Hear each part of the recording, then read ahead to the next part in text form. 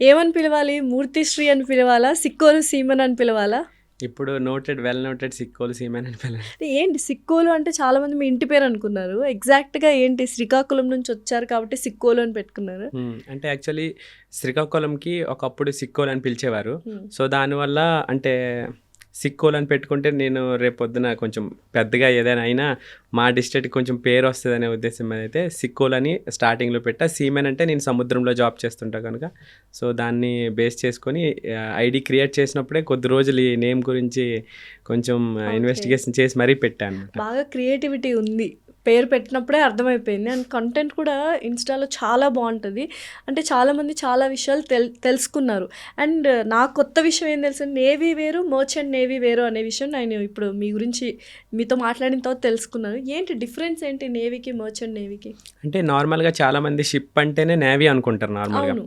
But అది ship అంటే చాలా డిఫరెంట్ టైప్స్ ఆఫ్ షిప్స్ ఉన్నాయి. హ్మ్. సో నేవీ అనేది గవర్నమెంట్ మన ఇండియన్ గవర్నమెంట్‌కి సంబంధించినవి. అవి స్పెషల్లీ వార్ షిప్స్ అనమాట. ఓకే. హ్మ్. సో మన దేశానికి రక్షణగా యూజ్ చేస్తారు అవి. హ్మ్. మర్చెంట్ నేవీ అనేది different sector, only transporting like okay. Commercial use కోసం యూజ్ చేస్తారనమాట. హ్మ్. సో ఇదంతా ప్రైవేట్ సెక్టర్. మర్చెంట్ నేవీ అనేది ఫుల్‌గా ప్రైవేట్ అయితే ఇప్పుడు సెక్టర్. మీది గవర్నమెంట్ జాబ్ కాదు. గవర్నమెంట్ సెక్టర్ కాదు అసలు. అస్సలు కాదు. ప్రైవేట్ చాలా సెక్టర్. మంది కన్‌ఫ్యూజ్ అవుతున్నారు.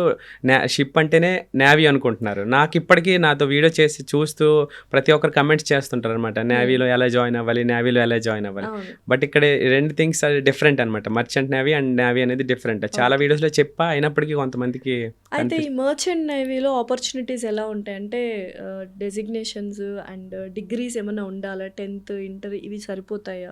అంటే స్టార్టింగ్ స్టేజ్ 10th క్లాస్ నుంచి స్టార్ట్ చేయొచ్చు. అంటే ఓకే. లోవర్ ర్యాంక్స్ ఉంటాయి. లైక్ అక్కడి నుంచి 10th మనకి ఉండి కొన్ని లైక్ మెరైన్‌కి సంబంధించిన కోర్సెస్ ఉంటాయన్నమాట. హ్మ్. సో 6 మంత్స్ కోర్స్ అని, దాని తర్వాత +2లో ఇంటర్లో చదివిన వాళ్ళకి 1 ఇయర్ కోర్సెస్ అని.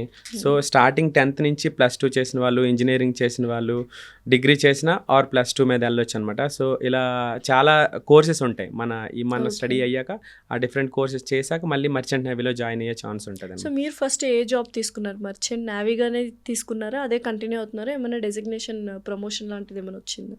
అంటే మాకు నార్మల్‌గా నేనెళ్ళింది 10th బేస్ మీద అనమాట. నేనప్పుడు ఓహ్! 2012లో 10th అయ్యాక ఇంటర్ అయ్యాక వెంటనే 10th బేస్ మీద వెళ్ళా అప్పుడు. ఓకే. సో 10th బేస్‌పై వెళ్ళి 6 మంత్స్ గోవాలో కోర్స్ చేసినా నేను. హ్మ్. 6 మంత్స్ మెరైన్ కోర్సు.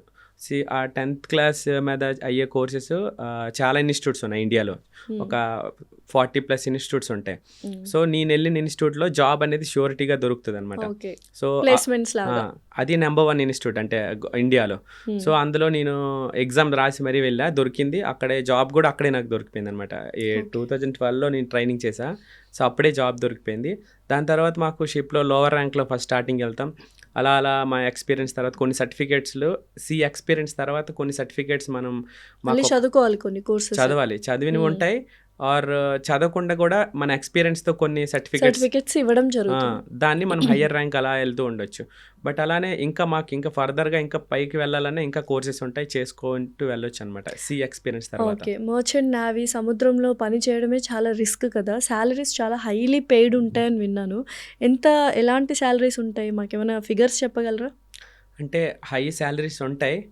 అందరికీ గుర్తొచ్చేది మర్చెంట్ నేవీ అంటే ఎక్కువగా హై సాలరీస్ ఉంటాయని తెలుసు. అవును. బట్ ఆ లైఫ్ కూడా అంతే టఫ్ ఉంటది. అందువల్లే అంత హై సాలరీస్ ఇస్తారు. హ్మ్. స్టార్టింగ్ అంటే లోవర్ ర్యాంక్ నుంచి వెళ్తే మినిమమ్ 30,000 అంటే జస్ట్ అప్పుడే జాయిన్ అయిన వాళ్ళకి. 10th పాస్ అయిన వాళ్ళకి ఆ! మర్చెంట్ నేవీలో జాబ్ హ్మ్. తెచ్చుకుంటే 30,000 ఉంటది ఆ! మినిమమ్.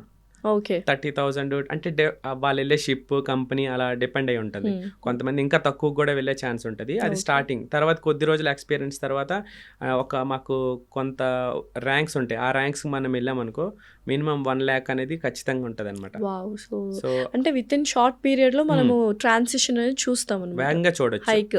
చాలా వేగంగా చూడొచ్చు. ఓకే. బట్ అలానే హయ్యర్ ర్యాంక్ ఏదైతే ఉందో ఆఫీసర్స్‌లో కెప్టెన్ ఉంటారు, చీఫ్ ఇంజినీర్ ఉంటారు. వాళ్ళకి పర్ మంత్ 10 లాక్స్ నుంచి 20 లాక్స్ వరకు వచ్చే ఛాన్స్ ఉంటది పర్ మంత్. పర్ మంత్ 10 హ్మ్. లాక్స్ నుంచి 20 లాక్స్ అంటే hmm. Navigation officers, navigation officer like captain కెప్టెన్సా? అంటారు. Ship okay. Captain, okay. అలాగే చీఫ్ ఇంజినీర్ అంటే వాళ్ళిద్దరికీ సేమ్ సాలరీస్ ఉంటాయి. హ్మ్. హయ్యర్ ర్యాంక్ హ్మ్. అనమాట వాళ్ళవి. అయితే ఒక్కసారి మీరు వెళ్తే షిప్‌లోకి మీ జాబ్ ఎన్ని డేస్ అక్కడ హోల్డ్ అయిపోతారు? రిటర్న్ ఎప్పుడొస్తారో? అసలు ఇంటికి ఎంత ఫ్రీక్వెంట్‌గా వస్తారు? మంత్లీ ఫ్రీక్వెంట్ అనేది రాగలరా? ఉండదు అసలు. ఫ్రీక్వెన్సీ ఉండదసలు. ఉండదు అసలు. ఫ్రీక్వెన్సీ చాలా దూరంగా ఉంటాం మేము. ఓకే. లైక్ మేము వన్స్ మాకు అగ్రిమెంట్స్ మీద వెళ్తాం అనమాట. 9 months ఉంటాయి, 6 months కాంట్రాక్ట్ బేసిస్ ఉంటాయి. సో వన్స్ మేము షిప్లోకి ఎక్కాక 9 months తర్వాతనే వస్తామన్నమాట. 9 months అని చెప్తారు మాకు, ఆల్వేస్ మనం ప్లస్లోనే ఉంటాం అనమాట. 10 months 11 months అలానే వస్తాయి, ముందు ఎప్పుడు దించారనమాట. 10 months ట్రావెల్ చేస్తారు మీరు 10 షిప్లోనే. మళ్ళీ రిటర్న్ వచ్చిన తర్వాత ఎన్ని మంత్స్ మీకు ఆఫ్ అనేది ఉంటుంది? మాకు 3 months ఆఫ్ ఉంటుంది, ఆఫ్లో శాలరీ ఉండదు. అవునా? 3 months ఉండొచ్చు, 1 year మీరున్న శాలరీ అనేది ఉండదు కాబట్టి మీరు ఎన్ని నెలలైనా ఉండొచ్చు. బట్ అది చాలా అన్యాయం అనిపిస్తుంది. మరి అంతే, కష్టమే కదా. కొంచెం కష్టమే. ఎందుకంటే ఇప్పుడు 1 year ఉండిపోయానుకో అసలు నీకు శాలరీ ఇన్కమ్ అనేది ఉండదు. మళ్ళీ వెళ్తేనే అక్కడ ఉన్నప్పుడే శాలరీస్ అనేవి వస్తాయి అనమాట. 10 months అంటే చాలా ఎక్కువ పీరియడ్. యూజువల్గా కమ్యూనికేషన్ కానీ, సముద్రంలో నెట్ ఉండదు, సిమ్ ఉండదు, ఏముండదు, ఓన్లీ శాటిలైట్సే. ఒకప్పట్లో మీరు జాయిన్ అయినప్పుడు అస్సలు చాలా అరుదుగా ఉండేది. ఎలా ఉండేది కమ్యూనికేషన్ ఇంట్లో నేను వాళ్ళతో? జాయిన్ అయినప్పుడు అయితే పూర్తిగా ఇంటర్నెట్ అనేది అసలు లేదనమాట, అసలు ఫెసిలిటీ లేదు. మాకు ఒక కాల్స్ ఉండే నార్మల్గా షిప్లోనే శాటిలైట్ కాల్ ఉంటుంది, ఓకే. దాన్ని మేము కొనుక్కోవాలన్నమాట. లైక్ $20 $30 అని కొనుక్కోవాలి. సో అవి కూడా ఒక 17 minutes 15 minutes అంతే దొరుకుతుంది. ఆ ఫోన్ మాట్లాడినప్పుడు కూడా మనం ఇటు నుంచి హలో అన్నాం అనుకో, వాళ్ళు విన్నాకే మళ్ళీ రిటర్న్ వినేవా, అలా ఉంటుంది అనమాట. ఓకే, ఓవర్ అన్నట్టుగా అనుకో. శాటిలైట్ లో డైరెక్ట్ గా మనం మాట్లాడుతున్నప్పుడు అలా రాదు, టాకీ వాకీలో మాట్లాడినట్టు ఉండాలి. మనం మాట్లాడేది అయిపోయిన తర్వాత వాళ్ళు మాట్లాడి విన్న తర్వాత మళ్ళీ మనం అలాంటి టైప్ ఫోన్ కాల్స్ ఉండేవి అప్పుడు.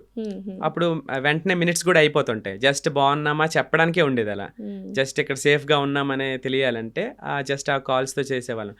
నెక్స్ట్ కొన్ని కంట్రీస్ వెళ్ళినప్పుడు అక్కడ లోకల్లో సిమ్ కార్డ్స్ అనేవి మాకు సెల్ చేస్తారనమాట. ఓకే. ఆ పోర్ట్ దగ్గర ఉన్న వాళ్ళు వచ్చేసి ఎక్స్ట్రా మనీ కోసం తీసుకొని అవి పే చేసుకుంటాం, అలా యూజ్ చేసేవాళ్ళం అనమాట. ఇప్పుడు ఈ మధ్య కాలంలో ఇంటర్నెట్ కొంచెం కొన్ని కంపెనీలు ప్రొవైడ్ చేస్తున్నాయి మంచిగా. సో దాంట్లో అయితే శాటిలైట్ ద్వారా యూజ్ చేస్తాం. కొన్ని కంపెనీలు కూడా పే చేసి మేము కొనుక్కోవాలన్నమాట. లైక్ తక్కువ MB ఇస్తారు, బట్ పే చేయాలి ఎక్కువ. పే చేయాలి అంటే వాయిస్ కాల్ మాత్రమేనా? ఎప్పుడైనా చూడాలని 10 నెలలు ఇంట్లో వాళ్ళని చూడకుండా ఉండడం అంటే చాలా డిఫికల్ట్. ఇప్పుడు విదేశాల్లో ఉన్న వాళ్ళకి ఈజీ యాక్సెస్ ఉంటుంది, వీడియో కాల్ చేసుకుంటారు. అట్లా వీడియో కాల్ ఆప్షన్స్ ఉన్నాయా? బట్ వెరీ కాస్ట్లీ అని ఎవరు చేయరా? అంటే కొంతమంది అంటే లైక్ మాట్లాడకుండా కంట్రోల్లో ఉంటారు. ఎందుకంటే ఇంత మనం కష్టపడడానికి వచ్చాం, ఈ అమౌంట్ ఎలా వేస్ట్ చేయడం ఎందుకని ఆలోచించి కొంతమంది కొనరు, బట్ కొంతమంది కొనే ఛాన్స్ ఉంటుంది. సో డైలీ కూడా మాట్లాడాలని ఉంటుంది కదా, పేరెంట్స్ని ఫ్యామిలీస్ని మిస్ అవుతుంటారు కాబట్టి ఈ టైంలో. అది ముందైతే అసలు ఆ ఛాన్సే లేదు, ఓన్లీ జస్ట్ వాయిస్ కాల్తోనే చాలా హ్యాపీగా ఫీల్ అయ్యే వాళ్ళు ఉండేవాళ్ళు. బట్ ఇప్పుడు శాటిలైట్ ద్వారా కొంచెం మంచిగా ఉందన్నమాట, చాలా ఈజీ లైఫ్ అనిపిస్తుంది కొంచెం. హాలిడేస్ నుంచి ఇంకా జాబ్కి వెళ్ళేటప్పుడు ఎలా ఉంటుంది ఫీల్? అంటే ఇంకా మనం వస్తామా రామా అన్న థాట్సే ఎక్కువగా ఉంటాయి. It is very risky, very dangerous కదా. అసలు ఆ జాబ్, అలాంటి జాబ్ని ఎందుకు చూస్ చేసుకున్నారు మీరు? అంటే ఇప్పుడు చెప్తే మీరు షాక్ అవుతారు. మా విలేజ్లో ఉన్న 1000 members ఉన్నారనుకో, అందరు ఇవే జాబ్స్ అనమాట. అంటే మా గ్రాండ్ ఫాదర్స్ నుంచి ఇవే జాబ్స్ చేస్తున్నారు. అంటే 1000 మంది ఉంటే మీ గ్రామంలో ఆల్మోస్ట్ అందరూ ఇవే జాబ్స్. ఇంకే డిపార్ట్మెంట్కి వెళ్ళరు. అంటే మాది సముద్రం ఏరియాలో ఉంటాయి విలేజెస్. సో ఆ చుట్టుపక్కల ఉన్న అన్ని విలేజెస్ కూడా ఇవే జాబ్స్ శ్రీకాకుళం జిల్లాలో. బట్ కష్టం అనిపించదు? కొంతమంది వెళ్ళిన వాళ్ళు వెనక్కి రాని సందర్భాలు కూడా ఉంటాయి కదా, అలాంటి సిచ్యువేషన్స్ కూడా చూసుంటారు. అలాంటి సిచ్యువేషన్స్ ఏమైనా షేర్ చేసుకుంటారా మాతో? అంటే చాలానే జరిగాయి. రీసెంట్లీ మా ఫ్రెండ్స్ కూడా కొన్నిసార్లు, అంటే మా ఫ్రెండ్స్ రీసెంట్గా మాతో తిరిగే వాళ్ళే చనిపోయారు కూడా షిప్లో. అంటే చిన్న చిన్న మిస్టేక్స్ వల్ల. అక్కడ వర్కింగ్ అట్మాస్ఫియర్ చాలా క్రిటికల్గా ఉంటుంది కొన్నిసార్లు. లైక్ అక్కడ అంటే కార్గో ట్రాన్స్పోర్టేషన్ జరుగుతుంటాయి కదా, కెమికల్స్ కూడా కొన్నిసార్లు క్యారీ చేస్తుంటారు, డిఫరెంట్ కార్గోస్ చేస్తుంటారు. ఆర్ ఇఫ్ ఇన్ కేస్ ఏదైనా జరిగినప్పుడు వెంటనే మనం అంటే ల్యాండ్కి రీచ్ అవ్వలేము. హాస్పిటల్ ఉండదు అనమాట, హాస్పిటల్ అనేది ఉండదు. జస్ట్ జనరల్గా చిన్న హాస్పిటల్ ఉంటుంది, జస్ట్ బేసిక్ అంటే లైక్ బేసిక్ మెడికల్ ఫెసిలిటీస్ ఉంటాయి, ఫస్ట్ ఎయిడ్ లాగా అనుకోండి, అన్నీ ఉంటాయి. బట్ డాక్టర్ ఉంటారు అక్కడ. సో డాక్టర్ లేకపోవడం వల్ల కెప్టెన్, నావిగేషన్ ఆఫీసర్స్ ఏమో జస్ట్ బేసిక్ నాలెడ్జ్ కోర్సెస్ ఉంటాయి, వాళ్ళు నేర్చుకుంటారు. ఆ బేసిస్పై మెడిసిన్ ఇవ్వడం, బట్ ఎక్కువ క్రిటికల్ అయితే చేయలేమన్నమాట. అట్లాంటప్పుడు అంటే ఒక్కొక్కసారి 10 months ట్రావెలింగ్ కాబట్టి ఏదో ఒక సందర్భంలో ఎవరికో ఒకరికి చాలా క్రిటికల్ అవుతుంటుంది, లేకపోతే ఇమీడియట్గా డయేరియా కావచ్చు, సిక్నెస్ కావచ్చు, ఇలా ఎక్స్ట్రీమ్కి వెళ్ళిపోతుంటుంది. ఆ టైంలో ఎలా చేస్తారు డాక్టర్ లేకపోతే? ఇంకంతేనా, వాళ్ళ ప్రాణాలు అలా వదిలేయడమేనా? అలా లేదు, అంటే అయ్యే ఛాన్స్ ఉన్నప్పుడు ఎప్పుడైతే పోర్ట్కి దగ్గరగా ఉంటుందో అక్కడి నుంచి హెలికాప్టర్ సర్వీసెస్ తీసుకుంటారనమాట.